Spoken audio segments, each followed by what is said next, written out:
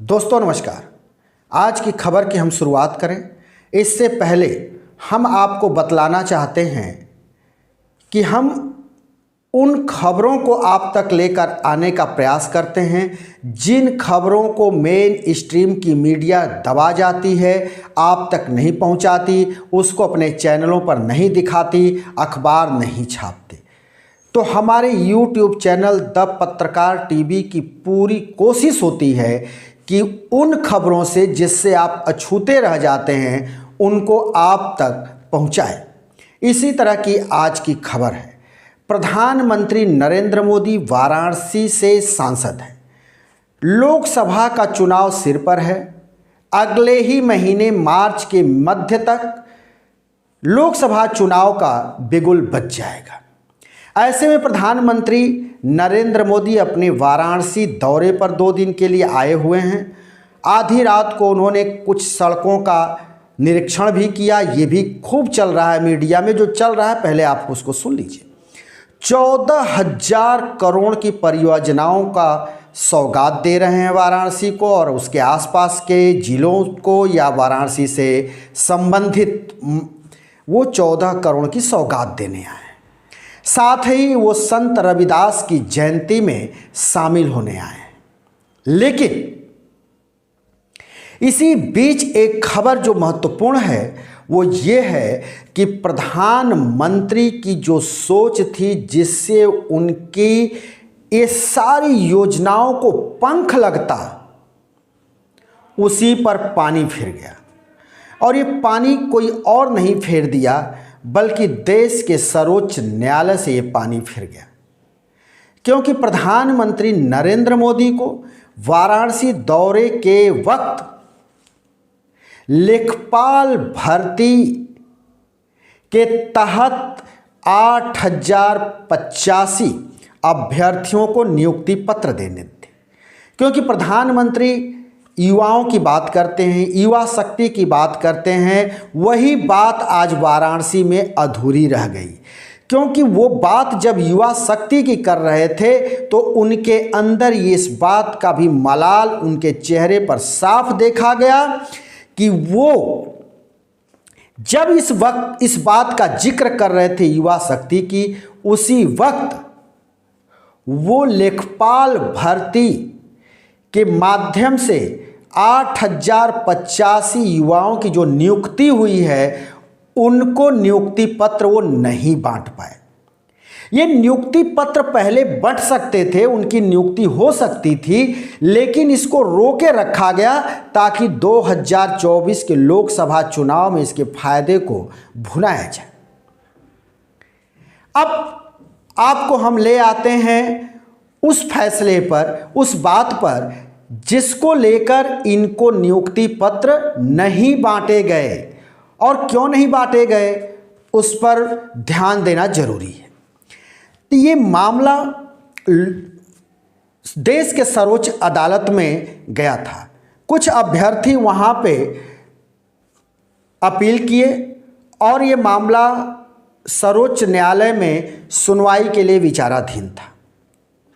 इस पर सुनवाई करते हुए, विचार करते हुए सुप्रीम कोर्ट ने पहले तो इस पर 13 फरवरी तक के लिए रोक लगा दिया था कि नियुक्ति पत्र का वितरण नहीं होगा। लेकिन उसके बाद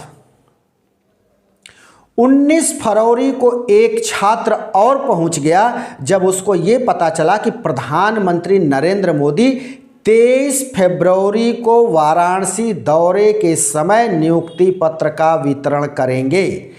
ऐसे में एक अभ्यर्थी सुप्रीम कोर्ट का दरवाजा खटखटाया और सुप्रीम कोर्ट 19 फरवरी को इस पर टिप्पणी करते हुए, रोक नहीं लगाया, टिप्पणी करते हुए सुप्रीम कोर्ट ने कहा, उत्तर प्रदेश अधीनस्थ सेवा चयन बोर्ड को कहा कि आप नियुक्ति पत्र को बांटना है नहीं बांटना है इस पर स्व विवेक से निर्णय लीजिए।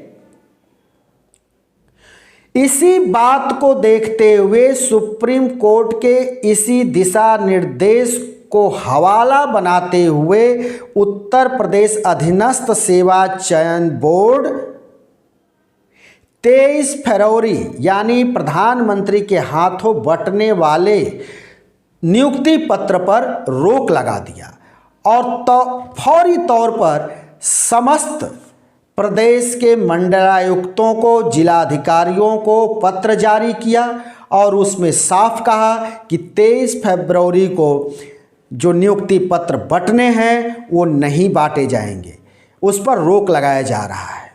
इसको लेकर छात्र आक्रोशित हो गए।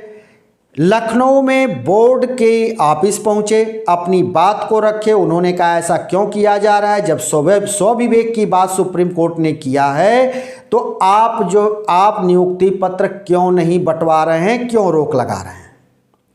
उस पर चयन बोर्ड का कहना है, अधीनस्थ सेवा चयन बोर्ड का कहना है कि जब तक सुप्रीम कोर्ट के तरफ से पूरी तरह से इस मामले को दूर नहीं किया जा सकता, किसी तरह की वहाँ सुनवाई विचाराधीन नहीं रहेगी, जब तभी नियुक्ति पत्र बटेगा। जब तक वहाँ कोई भी मामले चलते रहेंगे तब तक नियुक्ति पत्र नहीं बांटे जाएंगे।